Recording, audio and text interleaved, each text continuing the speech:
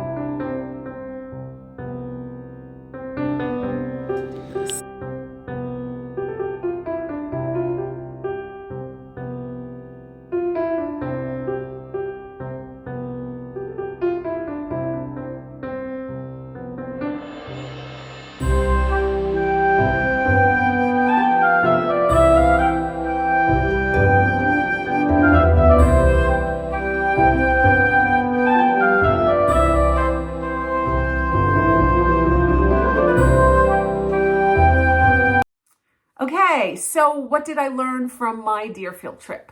One, I learned you need a whole day because they have tours in some of the houses that you can't get in unless you're on a guided tour, which can take a half hour to an hour, or you can go through a home yourself, but there's not enough homes to just go through that you can go through. The other thing is it's kind of spread out, so it's really hard to get your timing right there. And so you really need a whole day. Also, you dress warm because it could be cold and there's a lot of walking if you're doing it more this time of year. I don't know if they're open in the winter or not. That's something I'd have to check out. But I also had a hard time because you couldn't take pictures in there. And I couldn't find pictures of any of the rooms. Like I really wanted to just buy a book full of pictures. And I couldn't find pictures. So I looked on the internet and I couldn't find pictures. And it's like, I don't know if they're not allowing you to take pictures because they feel like that will keep you from coming, or it's going to be misrepresented, or I don't really know what it is. And of course I put a few in here, but it's only of that one little section of it, not really the whole thing. So that was kind of frustrating to me because I like to take pictures and then I like to study the pictures and I like to have takeaways from the homes. So what I did take away from the homes were a few things. One, they weren't afraid of color. This is something we knew. Two, the more wealthy you were, the more lavish you got. So then you got the wallpaper and you got the fancy furniture, and it didn't actually always match. You just threw it all in there. And so it was kind of this clash of designs and kind of an assault to my interior design taste. What I really liked the best were like the more simple homes, the simple farmhouse without the curtains. It had a lot of the same colors my house has. They didn't have curtains. Mostly because, do you know how much work it took to spin that wool to make those curtains? If you were going to go through all that work to make that fabric, it was used for your clothing. And maybe later it was used for your bed and for your blankets and for your warmth. It wasn't used for, layers of decorating. So that's something that I had to learn to kind of think like a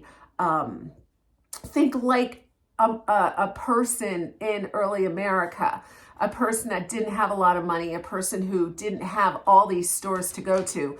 They were just allowed to, basically they had what they had on their backs or what they could afford that came over on the ships, but that would have cost a lot of money back in those days. And a lot of them were just simple farmers. So that's kind of changing the way I'm looking at everything. I also kind of had emotional reactions to rooms. Like when I'd go into some of the rooms that had the wallpaper and all the fabric patterns and then all the pictures on the wall, I was like, ugh.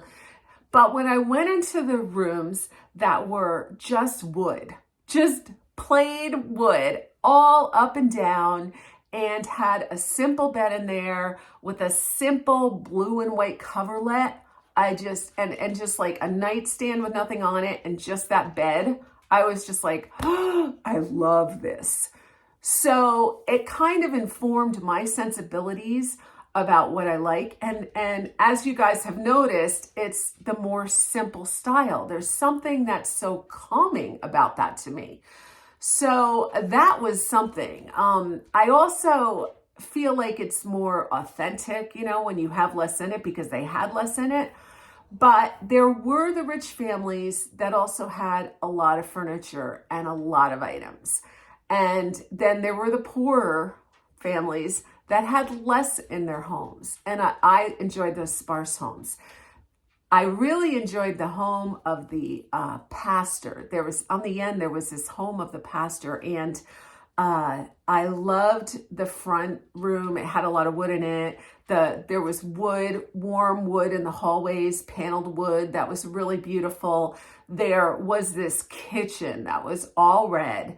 And now I'm standing in a room right now that was red when I moved in, and I painted it a few times because I wanted to get rid of the red because it was kind of passé to me, but, and a little dark, but that kitchen was gorgeous. It had so many built-ins. Everything was red. Of course, the beautiful cooking hearth. a long table in front of it with the chairs where they ate. There were shelves with Delft on it that was really, really beautiful. That room I could have stayed in for an hour.